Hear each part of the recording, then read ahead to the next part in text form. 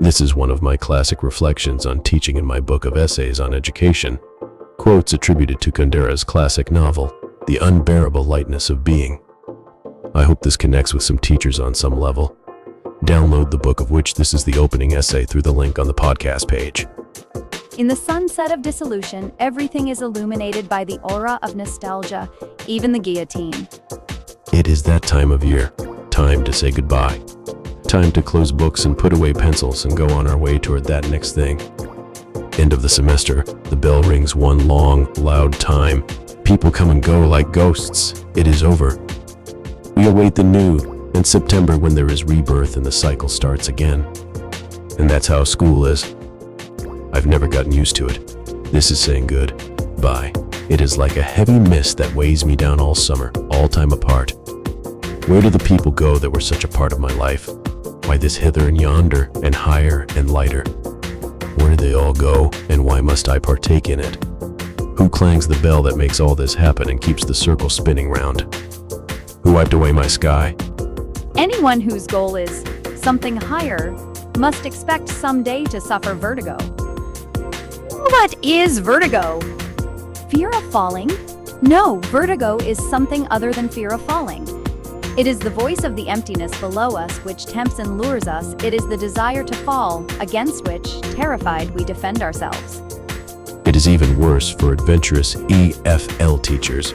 We flit from one school, from one country to the next.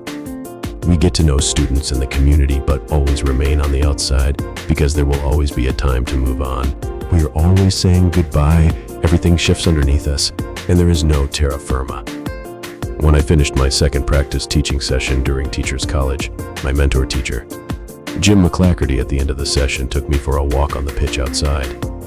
He had a somber air to him, and I thought it was just because he felt burdened by some personal problem. He scratched at his beard, as was his habit, and kept chit-chatting as we walked on the field, where he had once coached me as a teenager.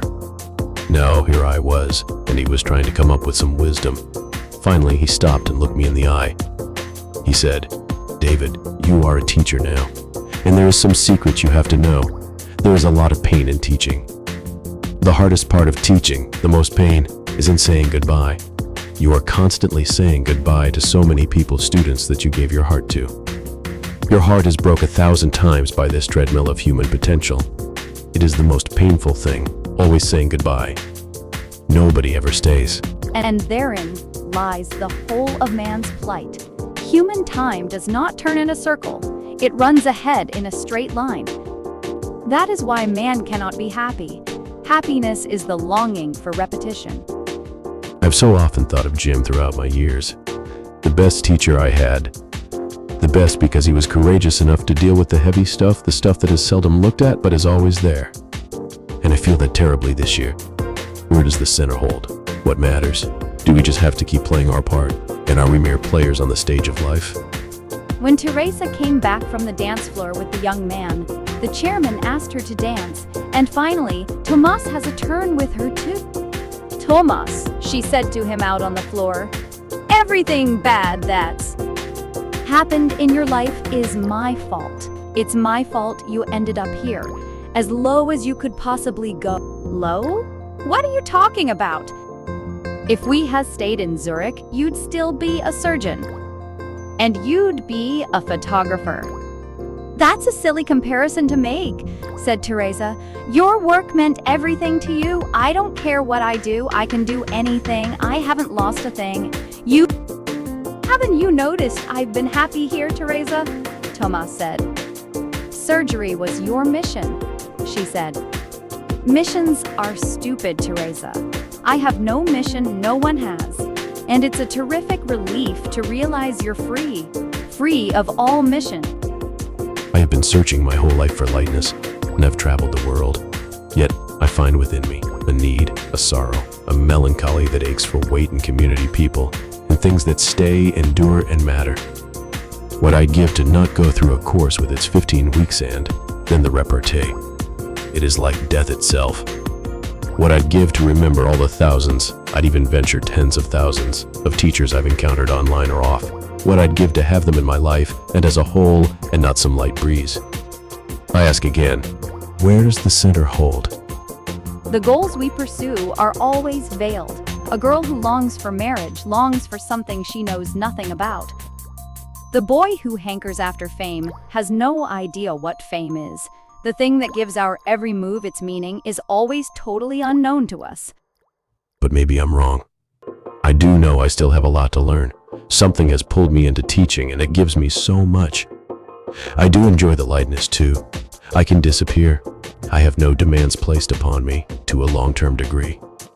I can be who I am, and if not accepted, off to the next job, the next teaching position. I am the captain of my own ship. Yet my ship has no rudder, and the crew comes and goes with each new port. I've confused them all, and all I remember are the faces. The destination? There is none, just constant harbors to get new supplies and rejuvenate. That is the teacher's lot. We can never know what to want, because, living only one life, we can neither compare it with our previous lives nor perfect it in our lives to come. It is the end of the semester, and so many students coming to my office and then going off to God knows where. Lost in this world's busyness, lost in my ship, a fleeting memory of time and space, lightness, unbearable lightness. And one day I'll meet a student on some street with no name, and I will not know their name. Only their face. I have to take faith that is enough. Such is the lot in the unbearable lightness of being a teacher. There is no means of testing which decision is better because there is no basis for comparison. We live everything as it comes, without warning, like an actor going on cold.